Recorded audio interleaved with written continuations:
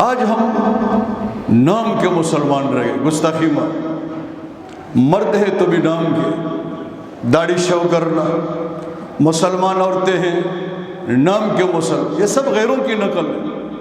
اور یاد رکھو میرے مسلمان بھائی، غیروں کی نقل سے ہمیں شریعت نے منع کیا ہے۔ پیغمبر صلی اللہ علیہ وسلم فرماتے ہیں من تشبہ بقوم فہو منہم، یہ حدیث یاد کرو۔ اگر الفاظ یاد کر سکتے تو اچھی بات نہیں، تو کم سے کم ترجمہ تو یاد کرو۔ پیغمبر صلی اللہ علیہ وسلم فرماتے ہیں من تشبہ بقوم فہو منہم، جو جس قوم کی مشابہت اختیار کرتا ہے وہ اسی میں سے ہوگا۔ آج اگر ہم غیروں کی نقل کریں گے، ان کی طرح چہرہ بنائیں گے، اور مسلمان بیٹیاں ان کی طرح چہرہ کھول کے باہر نکلے گی، تو انہی میں سے یہ سب لوگ شمار ہوں گے۔ اور پیغمبر علیہ السلام نے ایک حدیث میں ہمیں اور وضاحت کے ساتھ فرمایا، مشابہت سے کیا مراد ہے؟ اول تو یہ سمجھاؤ، مرقات المفاتیح میں لکھا ہے مشابہت میں یہ بھی ہے، لباس بھی اس میں شامل ہے، جسمانی ساخت، چہرہ ہے، لباس اس میں شامل ہے، کہ پیغمبر علیہ السلام نے فرمایا ان کی طرح چہرہ نہ بناؤ، ان کی طرح چہرہ کھول کے باہر نہ نکلو، ان کی طرح غیر اسلامی لباس نہ پہنو۔ آپ علیہ السلام فرما رہے ہیں، اور فرماتے ہیں المرء مع من احب، پیغمبر صلی اللہ علیہ وسلم فرماتے ہیں آدمی جس کے ساتھ محبت کرتا ہے کل قیامت کے دن اسی کے ساتھ اٹھایا جائے گا۔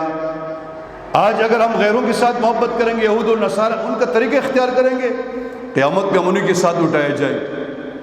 میں اکثر آپ لوگوں سے عرض کرتا ہوں علماء سے محبت کرو، دینداروں سے محبت کیوں کہتا ہوں میں؟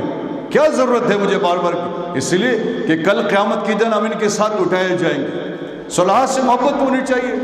وہ شاعر کہتا ہے احب الصالحین ولست منہم لعل اللہ یرزقنی صلاحا، شاعر کہتا ہے میں نیک لوگوں کے ساتھ محبت کرتا ہوں، علماء سے، دینداروں سے، خود نیک نہیں، لیکن اس محبت کے نتیجے میں اللہ مجھے بھی نیکی کی توفیق دے گا۔ کیا خیال ہے آپ لوگوں کا؟ محبت کرنی چاہیے کہ نہیں کرنی چاہیے؟ تو میرے عزیز دوستو، غیر اللہ کی نقل سے بچیں کہ سر سے لے کر پیر تک میرا حلیہ اسلامی ہے کہ نہیں ہے؟ نہیں ہے تو کرو، آہستہ آہستہ کریں۔ شیشے کے سامنے کھڑے ہو کر اپنے بالوں کو دیکھو، اپنے چہرے کو، اپنے لباس کو دیکھو، اگر اسلام کے مطابق نہیں تو آہستہ آہستہ کرو۔ میرے عزیز دوستو، مولانا مفتی نظام الدین شامزی رحمۃ اللہ علیہ ایک بات کہا کرتے تھے، بہت کام کی بات، میرے استاد محترم گزرے، وہ فرماتے تھے اگر کل قیامت کے دن پیغمبر صلی اللہ علیہ وسلم آپ سے پوچھے کہ کیا تمہیں میری صورت اور سیرت پسند نہیں تھی، کیا جواب دو گے؟ اگر قیامت میں آپ علیہ السلام مجھ سے اور آپ سے پوچھے، اگر خدا نخواستہ ہم شریعت کے مطابق نہیں ہیں، ہم سے پوچھے کہ کیا تمہیں میری صورت اور سیرت پسند نہیں تھی، کیا جواب دیں گے؟ کوئی جواب۔ آج وقت ہے پیغمبر علیہ السلام کی سیرت اختیار کرے، آپ صلی اللہ علیہ وسلم کی صورت اختیار کرے، انشاءاللہ قیامت کے دن جب آپ علیہ السلام کا سامنا کریں گے، اور جب آپ علیہ السلام اپنے ہاتھ مبارک سے پانی پلائیں گے، جنت کا پانی، حوض کوثر، انشاءاللہ پئیں گے اللہ کے حکم سے۔ کیا خیال ہے آپ لوگوں کا؟ لیکن وہ تو تب پئیں گے کہ جب سنت چہرے پہ ہونا، لباس اسلامی ہونا، یہ نہ ہوتے پھر سب میں کھڑے نہیں ہو، شرم آئے گی۔ میرے بھائیو ابھی بھی وقت ہے، ایک اور بات عرض کرنی جو بہت ضروری ہے۔ حلیہ ہمارا اسلامی ہے، بظاہر داڑھی ہے، سر پہ پگڑی ہے یا ٹوپی ہے، اسلام و لباس ہے۔ کبھی کبھی نماز بھی پڑھ لیتے ہیں، جمعہ میں حاضر ہوتے ہیں، عیدین میں حاضری لگا لیتے ہیں، لیکن ہمارے اور اعمال خراب ہیں، تو اس کے اوپر بھی آپ لوگ فکر فرمائیں۔ صرف ظاہر سے کام نہیں چلے گا کہ میں نے داڑھی رکھ دی بس کام ہو گیا، سر پہ ٹوپی سجائے کام ہو گیا، 2-4 نمازیں پڑھنی، بلکہ ہمیں اپنے اخلاق بھی صحیح کرنا پڑے گا، مکمل سیرت میں اختیار کرنا پڑے، کوشش فرمائیں۔